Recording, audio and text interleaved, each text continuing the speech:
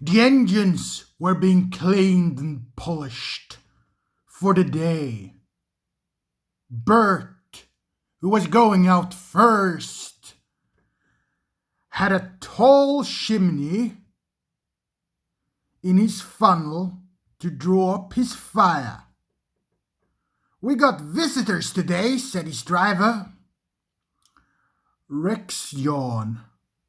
"We have them every day." "But these are special," said the driver. "One takes moving pictures. The other one writes books. So mind you all behave." "I don't want to be a moving picture in a book," protested Bert. "I want to stay where I am." They all tried to explain, but Bert was still muddled when he went to take his train.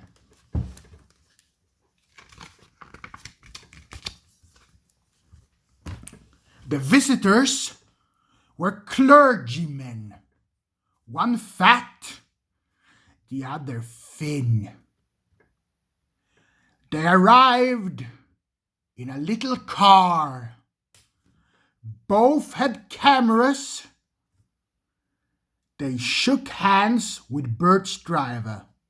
The small controller, he told them, says you can ride with me in Bert's tender if you like. "Thank you," they said. "May we come later, please? Just now the sun is shining so nicely and we want to take some photographs." Then they asked Bert his name and told him how smart he looked. These visitors, he thought, do at least know how to speak to engines. He puffed away, feeling happier.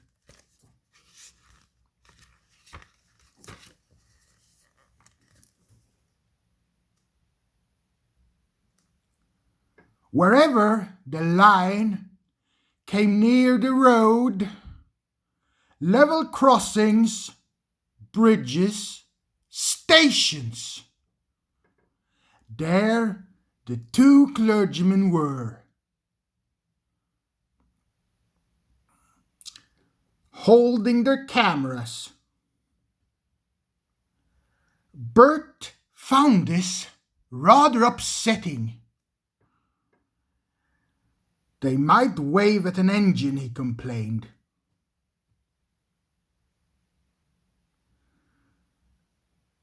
"They can't wave and get good pictures," said his driver. But Bert didn't understand. He thought they were being unfriendly.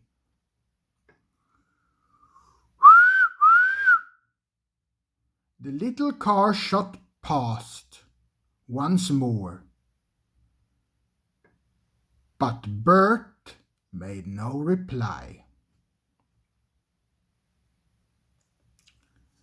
"They'll be at the lane next."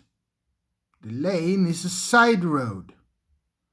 It runs a short distance alongside the railway. There is no fence.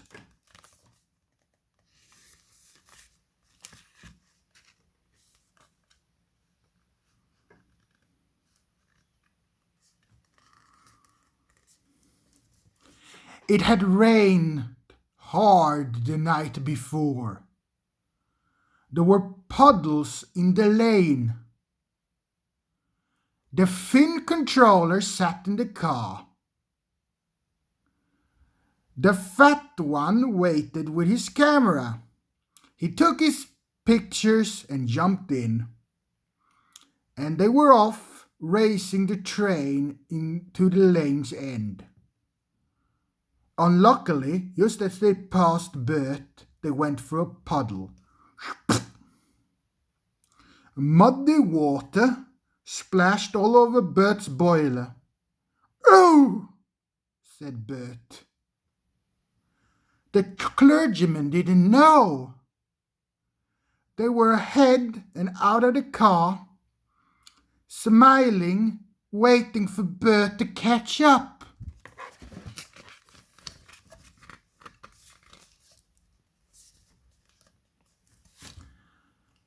Bert wasn't smiling. They did it on purpose. He snorted crossly. "They splashed me! They splashed me!" Bert hissed. Rolling into the last station. "Pictures indeed," he grumbled, running around his train. "I'm a nice picture, covered in mud." He sizzled crossly when the fat clergyman sat in his tender for the journey back. Driver should not allow him this after what he has done. Suddenly, he stopped grumbling and let off steam. "I know," he thought. "I'll pay the fat one out. It's a lovely plan. I only wish the thin one was there too." But he said it to himself.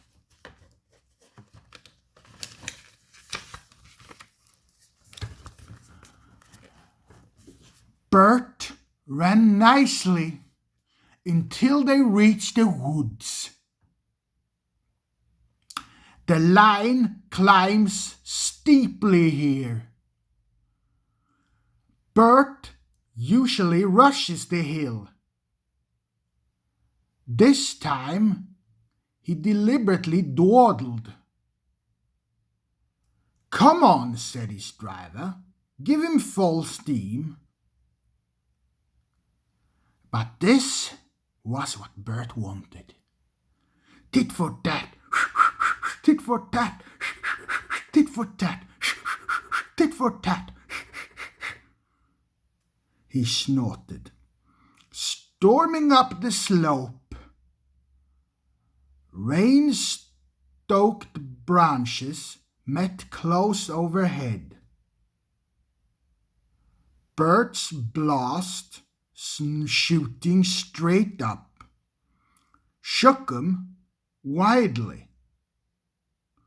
Showers of water fell on the clergyman and the driver.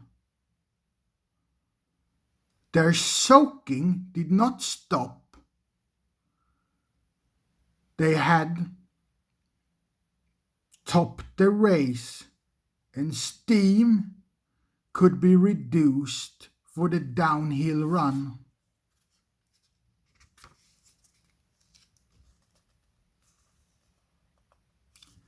The small controller soon found out what has happened. He sent Bert to the back of the shed.